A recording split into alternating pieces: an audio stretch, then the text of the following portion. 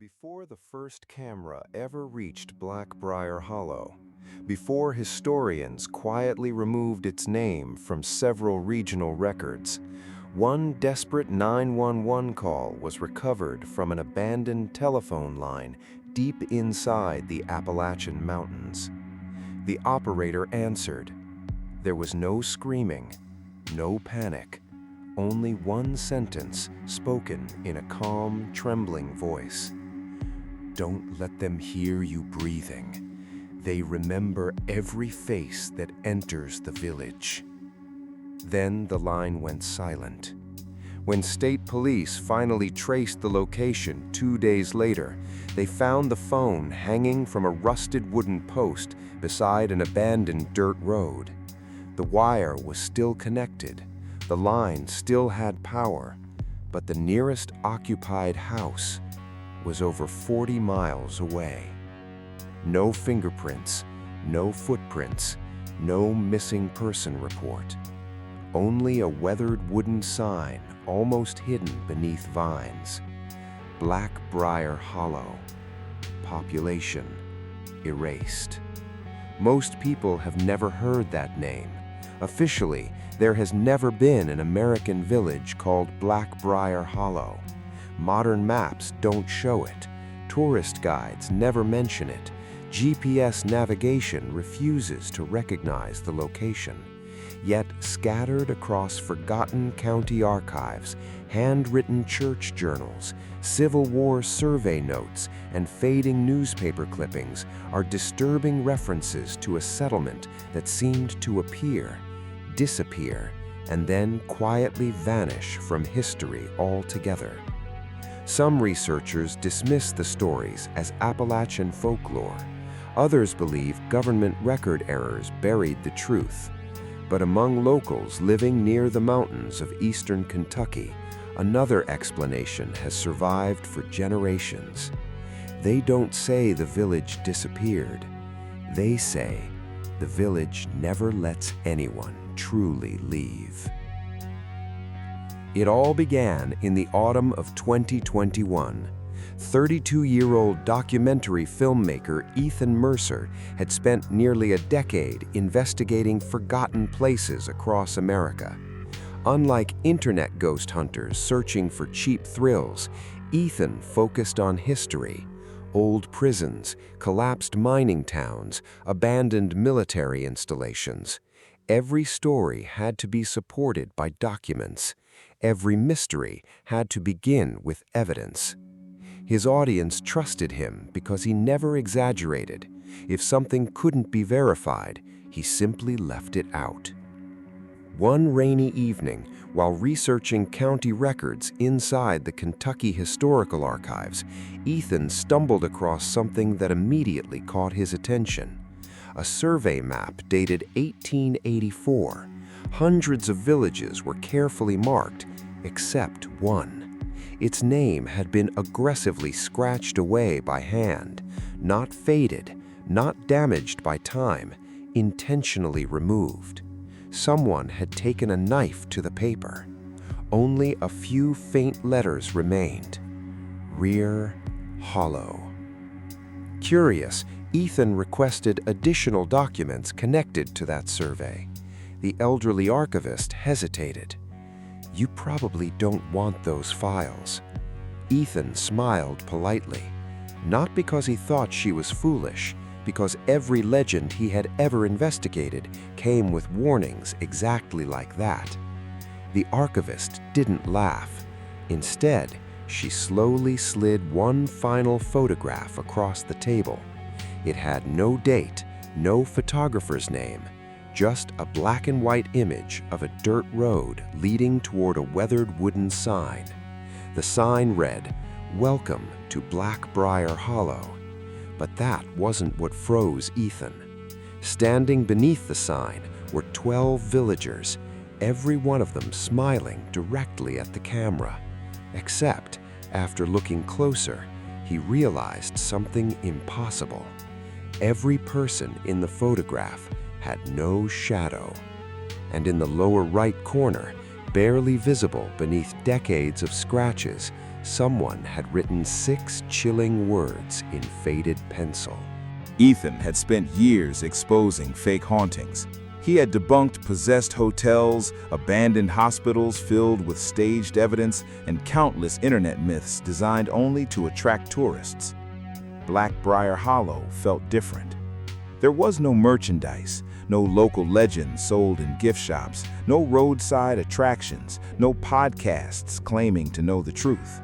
It was almost as if someone had worked very hard to erase every trace that the village had ever existed.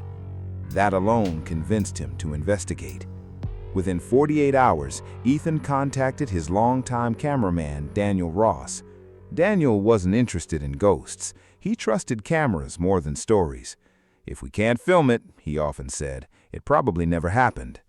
Joining them was sound engineer Mia Carter, a former wildlife researcher who specialized in recording natural environments. She could identify nearly every bird, insect, and mammal in the Appalachian Mountains simply by listening. Their final team member was local historian Grace Holloway, whose family had lived in eastern Kentucky for 6 generations. When Ethan mentioned Black Briar Hollow during a video call, Grace's expression immediately changed. "You actually found that name? You've heard of it?" My grandmother refused to say it out loud. "Why?" "She believed speaking the village's name too often helped it find you." Daniel laughed. "So the village is alive now?" Grace didn't answer. Instead, she stood, walked toward an old bookshelf and returned carrying a faded Bible nearly 200 years old. Inside were several folded pages, family letters. One, written in 1903 by her great-great-grandfather, contained only 3 sentences. "Never follow the church bell after dark. Never answer voices calling your name inside the trees. If the village looks abandoned, pray that it stays that way."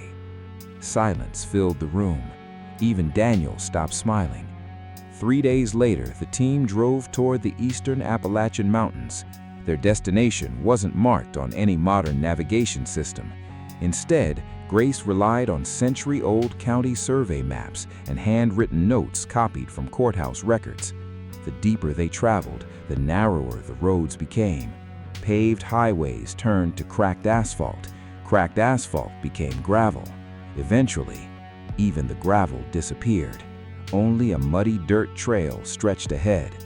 Towering oak and hemlock trees blocked much of the afternoon sunlight, creating long shadows that seemed far darker than they should have been. Daniel checked the GPS. No signal. Mia looked at her satellite communicator. Mine's gone too. Grace quietly folded her paper map. "This is where people usually turn around." Ethan smiled. "Good."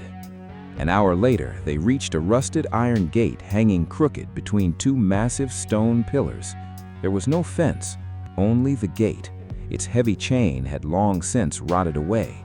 Someone had carved strange symbols on both stone columns. Not letters, not numbers, simple circles surrounding smaller circles. Grace stared at them. "My grandmother drew these once." "What do they mean?" Ethan asked. "She said they represented eyes." Daniel filmed everything. "Protection symbols?" Grace slowly shook her head. "No, watching symbols." A cold wind swept through the trees. Without warning, every bird stopped singing. The silence arrived instantly. No gradual fading. 1 second, the forest echoed with life. The next, nothing. Mia frowned. "I don't like this." "What?" "There should be birds. There should be insects. There should be something." She removed her headphones. "I've spent 15 years recording forests. I've never heard one become completely silent." Daniel shrugged. "Maybe a predator's nearby." Mia looked around carefully. "If it were a bear, we'd still hear insects."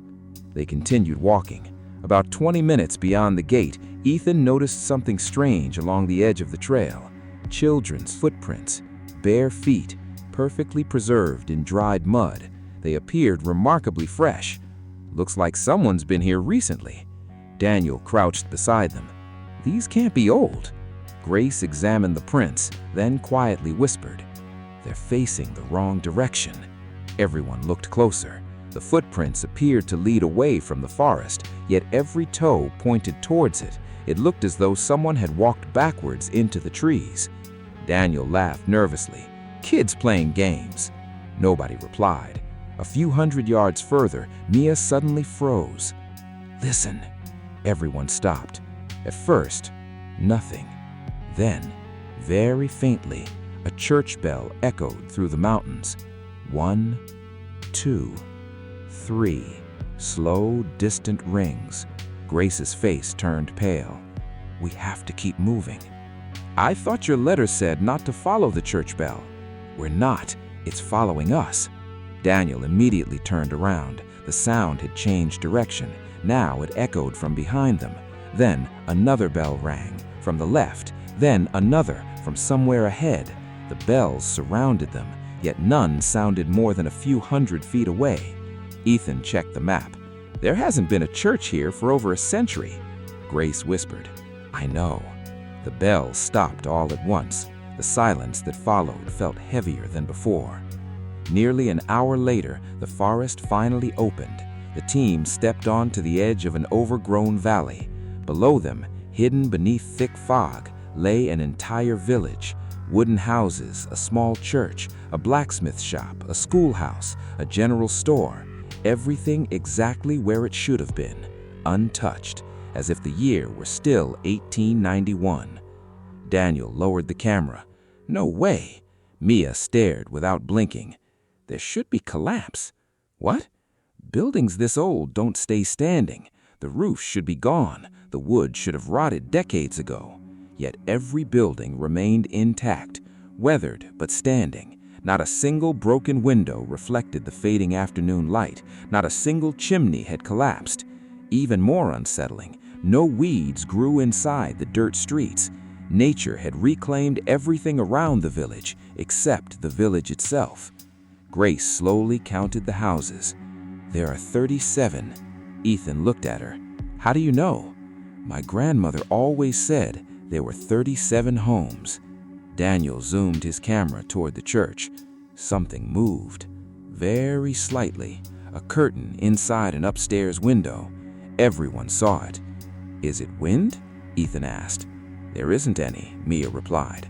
The trees around us stood perfectly still. Daniel kept filming. The curtain moved again, slowly, as though someone inside had gently pulled it aside, just enough to watch them. No face appeared, only darkness beyond the glass. Then Ethan noticed something that made his stomach tighten. Near the center of the empty village stood an ancient oak tree. Its trunk was enormous, at least 6 feet wide. Hundreds of faded strips of cloth were tied around its branches, white, gray, black. Thousands of them fluttered without wind. Grace took a slow step backward. I've seen drawings of that tree. What is it? She swallowed. My grandmother called it in the memory tree. Before anyone could ask another question, a voice drifted softly across the empty village, calm, clear, almost welcoming. Ethan. Every member of the team turned toward him. His face had gone completely white. What? Daniel asked. His voice barely came out. That was my mother. The others stared at him in confusion. But Ethan whispered, his eyes fixed on the silent streets below. Ethan didn't move. He couldn't. Every instinct told him to run. Every memory told him the voice was impossible. His mother had died from cancer when he was 21. He had stood beside her hospital bed. He had carried her coffin. He had watched the grave being covered with earth. There was no doubt she was gone. Yet the voice drifting across Black Briar Hollow sounded exactly like her. Not similar, not close, exactly. Soft, gentle, the same comforting tone she had used every night before he went to sleep as a child. Ethan. I've been waiting. Daniel slowly lowered his camera. You heard that too, right? Mia nodded without speaking. Grace closed her eyes. Don't answer. What? No matter whose voice you hear, don't answer. Ethan swallowed. But that's impossible. I know. No, you don't. That was my mother. Grace looked directly into his eyes. And if you answer, it won't be your mother speaking back. The words chilled everyone. For nearly a minute, nobody spoke. Then Daniel forced a nervous smile. We're letting old ghost stories get into our heads. He pointed toward the village. There's probably someone living down there. Maybe they've been watching us, mimicking voices. It happens.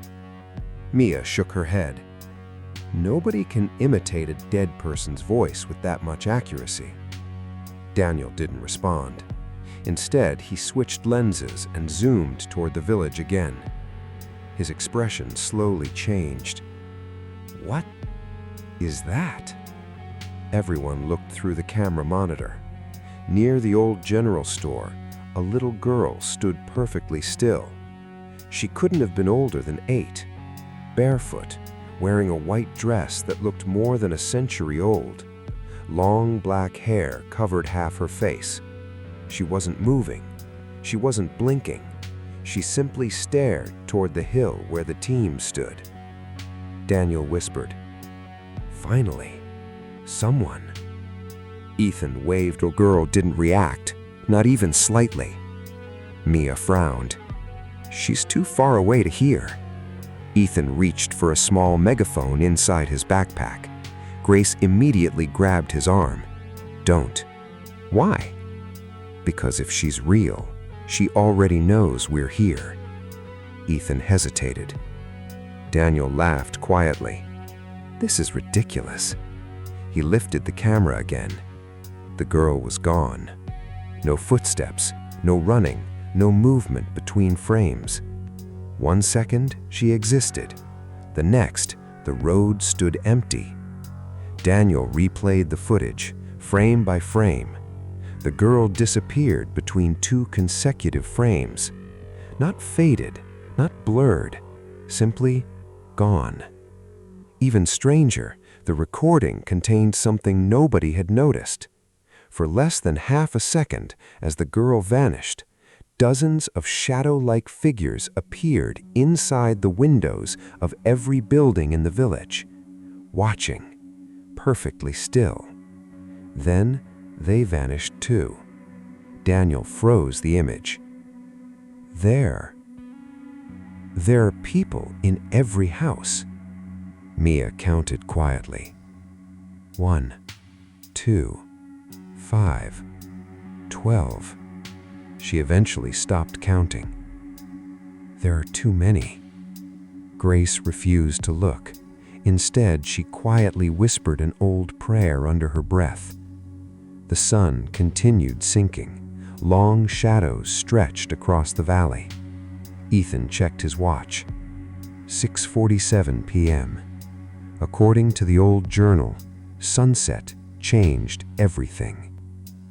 We'll film for 30 minutes, then we leave. Nobody argued. They slowly walked into the village. The first thing Ethan noticed was the smell. Not decay, not mold. Fresh bread, wood smoke, apple pie. Exactly how a small American farming village might have smelled in the late 19th century. Daniel laughed nervously. Someone has to be here. But every house remained empty. The first cabin still had plates sitting on a dining table. Dust covered everything, except the food. A loaf of bread sat beside a wooden bowl. It looked warm, freshly baked. Mia reached toward it. Grace slapped her hand away. What are you doing? It looks fresh. Exactly. Mia stepped back. Grace's voice trembled.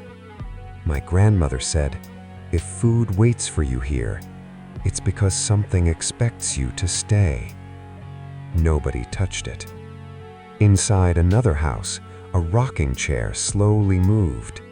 Back, forward, back, forward. No wind entered through the closed windows. Daniel filmed every second. Then the chair suddenly stopped, exactly in the center, as if someone invisible had just stood up. The air became noticeably colder. Mia checked her thermometer. It dropped 15 degrees in less than 30 seconds. Daniel frowned. That's not possible. Then a child's laughter echoed somewhere behind them. Everyone spun around. Empty street. Silence. Another laughter, this time above them. Daniel looked toward the second floor of an abandoned house. Small fingers slowly grabbed around the edge of a curtain, then disappeared. Ethan felt every hair on his neck stand. This place isn't abandoned. Grace answered without looking up. No, it isn't. As they reached the center of the village, they finally stood beneath the enormous oak tree. Its branches spread across nearly the entire square. Thousands upon thousands of faded cloth strips hung from the limbs. Each one had a name written on it. Some names had almost disappeared. Others remained surprisingly clear. Daniel began reading aloud. Sarah Collins, William Hart, Joseph Turner. Mia noticed something strange. These aren't random. What? The dates. Every cloth carried one. The names continued through every decade for more than 100 years. Grace slowly reached toward one strip. Before she touched it, a cold voice whispered directly beside her. Don't. She screamed and jumped backward. Everyone rushed toward her. What happened? She pointed at the tree. There was someone standing beside me. Nobody was there. Then Ethan noticed one ribbon moving. Unlike all the others, it wasn't faded. It looked brand new, bright white, as though it had been tied only hours earlier. Written in neat black ink was a single name. Ethan Mercer. His breathing stopped. No. He stepped closer. Below his name, another line had been added. Arrival, October 14th, 2021.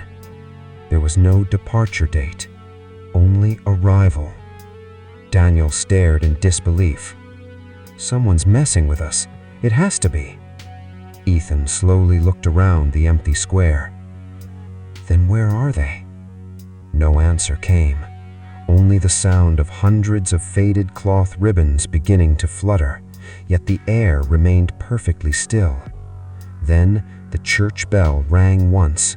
A deep, hollow sound rolled across the village. Every ribbon stopped instantly. Grace whispered, "We're too late." Before anyone could ask what she meant, the front door of every single house in Black Briar Hollow slowly creaked open at exactly the same time.